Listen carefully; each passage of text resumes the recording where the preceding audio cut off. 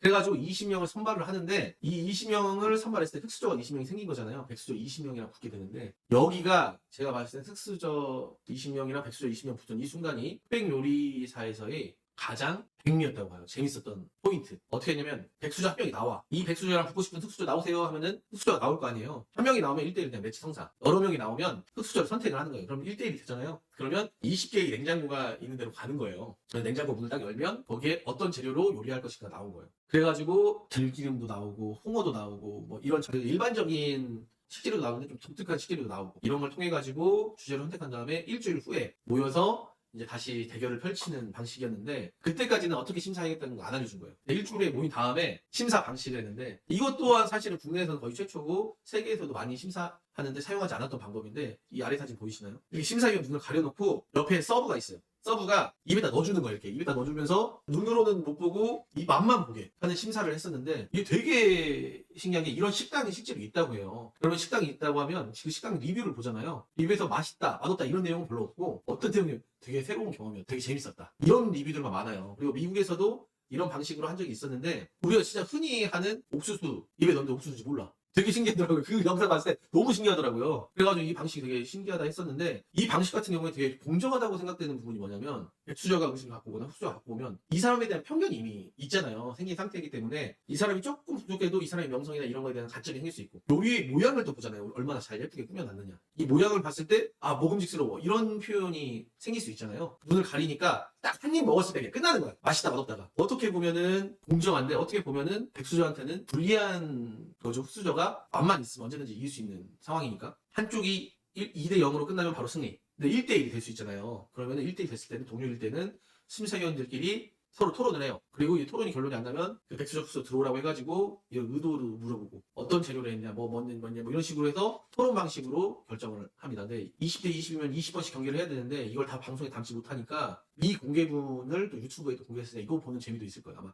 넷플릭스만 보신 분들은 이 미공개분 유튜브에서 찾아보는 것도 한 재미가 될 것 같습니다. 그래서 제가 여기 재밌는 장면들이 엄청 많이 나와요 사실. 근데 여중에서 인상 깊었던 장면들만 제가 몇 개 뽑았는데 그 주요 대결 하나씩 보도록 하겠습니다. 제가 아까 말했던 거 눈을 가림으로써 뭘 할 수가 없다고 했죠? 바로 음식이 어떻게 생겼는지를 알 수가 없잖아요. 이거로서 제일 잘 표현할 수 있었던 게 이 한식대첩에 나왔던 이영숙 씨랑 이 장사천재 조사장이라는 분이랑 그렇게 됐는데 이 대결이 이 블라인드 테스트의 가장 큰 상징적인 장면이라고 해야 되나? 이렇게 생각되는 게 여기 조사장이라는 분이 이분이에요. 보면은 엄청 화려하게 준비했어요. 크기도 엄청 크고 실제 영상으로 보면 위에서도 찍은 장면들이 나오는데 엄청 화려하고 예쁘게 하나하나 예쁘게 잘 준비를 했어요. 근데 눈을 볼 수 없잖아. 근데 반대로 이 이영숙 씨라는 분은 실제로도 많이 보셨을 거예요. 한식대첩에서 최다 우승자예요. 그래 많이 보셨을 텐데 오나한 부처님 미소를 잃지 않는 분인데 부처님 그 오나한 미소로 적대 셰프 다 그냥 쓰러뜨리는 분입니다. 미소 안에 절대 실력을 갖추신 분이에요. 그런데 보면은 미소 곰탕 해서 따르랑이 곰탕 하나만 이 크기만 봐도 느낌이 오죠. 이런 차이인데 2대 0으로 이 한식대첩 우승자이신 이영숙 씨가 압살해버립니다. 이게 굉장히 상징적인 장면이어서 첫 번째로 소개해드렸고 두 번째는 제가 이 최현식 셰프는 워낙 유명한 분이잖아요. 냉장고를 부탁해부터 여러 영상들에 나왔었는데 이 안성재랑도 옛날 방송을 많이 했더라고요. 그래서 그때는 이제 최현식 셰프가 어떻게 보면 좀 더 위에 있는 포지션에 있는 거고 안성재 셰프는 이제 새로 이제 국내에 와서 막 새로 시작하는 그런 느낌인데 막 서로 장난치고 이런 장면이 있었는데 안 그래도 케미가 잘 맞더라고요. 둘이 막 티격태격 하는 게. 근데 이 옆에 있는 분이 원투쓰리라고 해서 안성재 제자예요. 이분들의 주제는 바로 고추장, 된장 뭐 이런 거를 통해서 만든 음식인데 좀 음식 내용은 조금 비슷해요 사실. 근데 조리 방식이라던가 이런 것들이 좀 달라서 재밌었는데 안성재 셰프 같은 경우는 어떤 스타일이냐면 음식 위에 불필요한 거 먹을 수 없는 불필요한 거 올려놓지 않는 스타일이에요. 깔끔한 스타일. 그리고 이 음식에 대한 의도를 정확하게 담아야 되고 그런 스타일인데 최현식 셰프 같은 경우는 실험 정신이 엄청 강하신 분이에요. 그래서 막 과학적인 도구도 쓰고 이러신 분이어가지고 약간의 그런 대립적인 케미 관계 이런 거 너무 재밌었습니다. 이것도 한번 꼭 보시면 좋을 것 같고 이 최강록 이분 아시는 분 많을 거예요. 이분 같은 경우도 요리 경연대회 출신인데 네 저는 다 봤습니다. 전편 다 보고 두 번씩 봤어요. 한 번은 정석도로 보고 두 번째는 내용 찾기 위해서 막 돌려가면서 봤었는데 들기름이 나왔어요. 근데 이 승우 아빠라는 분도 되게 요리에 대한 깊이가 좀 있으신 분인데 이분은 들기름으로 아이스크림 만들었는데 최강욱 셰프 같은 경우는 무로 만든 스테이크 해가지고 딱 먹는 순간 이 또 유행어 나왔습니다. 나야 들기름 이런 느낌으로 만들었다고 하더라고요. 그래가지고 이 유행어도 재밌어서 제가 하나 넣어놨고 또 여기서 나오는 게 이 여경래 셰프랑 이 철가방 요리사 이분이 이렇게 붙었어요. 근데 여경래 셰프가 철가방 요리사 나올 때 여러 명이 같이 나왔습니다. 왜냐면 워낙 대부니까 이분이랑 붙어보고 싶을 수 있잖아. 내 요리 실력이 어느 정도인가. 근데 이 철가방 출신인 분이 막 냅다 절을 해버려요. 너무 존경한다고 하면서. 왜 이 철가방 뽑았냐? 나도 철가방 출신이다. 한번 좋은 경기 해보자. 해서 붙었는데 철가방이 이깁니다. 그러니까 뭐 그럴 수 있죠. 맛의 차이, 그 차이가 그 높낮이가 있다는 게 아니라 맛의 차이 때문에 심사위원이 더 선호하는